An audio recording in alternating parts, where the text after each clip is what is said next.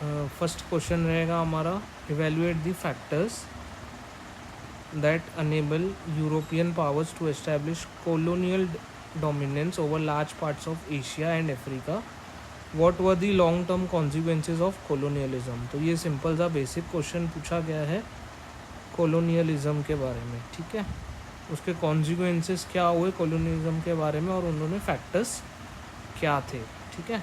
यही चीज़ को हमको एक्सपांड करके आंसर देना है। तो इंट्रोडक्शन में हम लोग लिखेंगे, rise of the European colonialism that was between the 15th and the 28th century marked one of the most transformative phases in the world history। तो जो colonialism था यूरोप का वो काफ़ी ट्रांसफॉर्मेटिव था वर्ल्ड हिस्ट्री के लिए।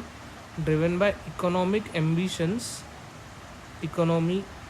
एम्बिशंस थे उनके, technological advancement and geopolitical rivalries, European power establish control over vast regions of Asia and Africa. तो जो यूरोपियन कंट्रीज थी, यूरोपियन पावर्स थे, उन्होंने क्या किया, वास्ट रीजन्स एस्टैब्लिश किए, अपने कॉलोनीज बनाई उन्होंने, कहाँ पे, एशिया और अफ्रीका में। Leaving legacies that continue to shape the contemporary world. तो उसके इफ़ेक्ट्स आज दिन तक हमको देखने को मिलते हैं। तो इसके फैक्टर्स क्या थे जो उनको सपोर्ट हुआ? फर्स्ट वन था इंडस्ट्रियल एंड टेक्नोलॉजिकल सुपीरियरिटी। तो जो यूरोप के कंट्रीज़ थे वो टेक्नोलॉजिकली एंड इंडस्ट्री वाइज में एशिया और अफ्रीकन कंट्रीज से सुपीरियर थे, तो उनको काफ़ी ईजी था। The industrial revolution provided Europe with advance manufacturing, transportation and communication system, creating an decisive advantage over colonise societies. Example लिखेंगे हम लोग, Britain steam powered navy, railways and telegraph network. तो ये सारी इनके पास टेक्नोलॉजीज़ थी, इनसे इनको क्या फ़ायदा मिला? It enabled rapid military mobilisation, ये अपनी मिलिट्री को ईजीली मोबिलाइज और फास्टली उसको मोबिलाइज कर सकते थे।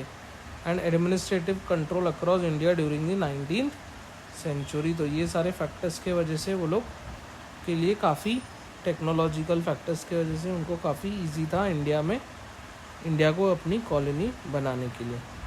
Second is naval supremacy and maritime exploration. Superior naval capabilities allowed European powers to dominate sea routes and establish oversea empires. The Portuguese capture of Goa in 1510 and the British control over key maritime routes strengthened European influence in Asia.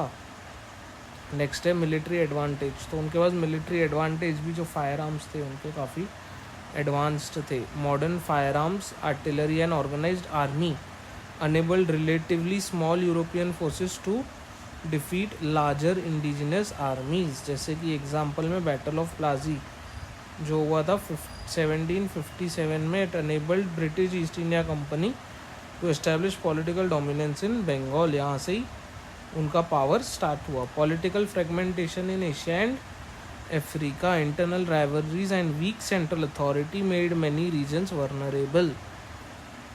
The decline of the Mughal Empire after Aurangzeb that facilitated British territorial expansion in India. Next point है economic motives and mercantilism. Colonies were viewed as sources of the raw material. तो ये लोग क्या करते थे, यहाँ से raw material source करते थे, अपनी कंट्री में जाके मैन्युफैक्चरिंग करके वही चीज़ को वो लोग इंडिया में सेल करते थे और अच्छा खासा प्रॉफिट उनको मिलता था। They viewed colonies as the sources of raw material, market and investment opportunities. British industries depended heavily on the Indian cotton and American raw material during the 19th century. तो ये सारे क्या थे, उसके फैक्टर्स थे जो उनको ईजी रहा इनको कॉलोनीज़ बनाने के लिए। तो इसको आपको फ्लो चार्ट के इसमें आपको बना के रखना है, जैसे कि रिवीजन के लिए काफ़ी ईजी रहे। अब इसके कॉन्सिक्वेंसेस देखेंगे कि क्या क्या कॉन्सिक्वेंसेस थे, long term consequences.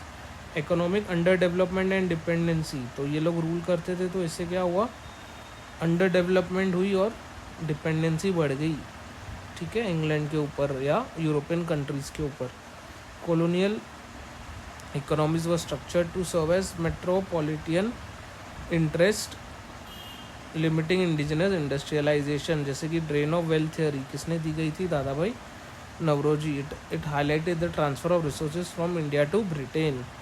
Artificial political boundaries and conflicts. Colonial borders often ignored ethnic, linguistic and cultural realities, creating future tensions. जैसे कि बर्लिन कॉन्फ्रेंस जो हुआ था, it partitioned Africa without regard to indigenous community contributing to conflicts later on. Transformation of the social and administrative institutions. तो जो transformation carry out किया गया था सोशल और एडमिनिस्ट्रेटिव इंस्टीट्यूशन में, वो भी एक इसका कॉन्सिक्वेंस है. Colonial rule introduced modern bureaucracy. हमें क्या मिला है इससे? मॉडर्न ब्यूरोक्रेसी, लीगल सिस्टम्स जैसे कि supreme court and all, and administrative structure. Example, Indian civil service became foundation for post independence administrative institution in India. And आज दिन तक ये चीज़ फॉलो की जाती है हमारे कंट्री में. Growth of nationalism and anti colonial movements. Colonial exploitation stimulated political consciousness and struggle for self determination. जैसे कि इंडियन नेशनल कॉन्फ्रेंस जो कि फॉर्म की गई थी 1885 में, and later African nationalist movement emerge partly in response to colonial rule. Next consequence है cultural and demographic impacts. colonialism altered languages, education system, identities and demographic patterns across continent. English became an important administrative educational language in many of the Britain policies including India, Nigeria and Kenya. Mixed legacies of the colonialism. Infrastructure development with extractive objective. तो इससे फ़ायदा क्या हुआ? Infrastructure develop हुआ, जैसे कि railway, sports and roads improve होते गए. इन्होंने क्या किया? रोड कनेक्टिविटी से इम्प्रूव हो गई. ठीक है, but they were primarily serving the colonial economic interest. जैसे कि इंडियन रेलवे नेटवर्क जो कि 1853 में स्टार्ट किया गया था, facilitate resource extraction and troop movement rather than balance regional development. Next is integration into global economy. colonies became linked to international trade networks, though often on unequal terms. Spread of modern education. Western education created new professional classes that later led nationalist movement. Example में लिखेंगे educator leaders such as Mahatma Gandhi, Jawaharlal Nehru utilized modern political ideas against colonial rule. Emergence of post-colonial development challenges. New independent states inherited weak industrial bases and unequal socio-economic structure. Next है इसका persistence of new colonial patterns.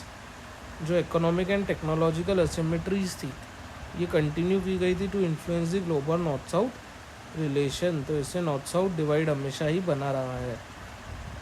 Conclusion में हमको लिखना है colonialism reshaped the political, economic and cultural landscape of Asia and Africa in profound ways. While it accelerated certain forms of institutional modernizations, its enduring legacy remained rooted in the structural inequalities, making decolonization an ongoing historical and developmental process. तो ये था हमारा question number 1 GS paper 1 से. Next second question हम लोग देखेंगे. Mountain passes have historically shaped patterns of connectivity, settlement and strategic interaction in the Himalayan regions.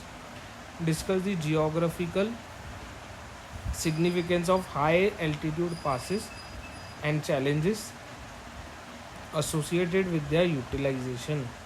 तो ये हिमालयन रीजन के बारे में आंसर है. द हिमालयस इंट्रोडक्शन में हम लोग लिखेंगे Himalayas despite being a formidable physical barrier have never been completely isolated.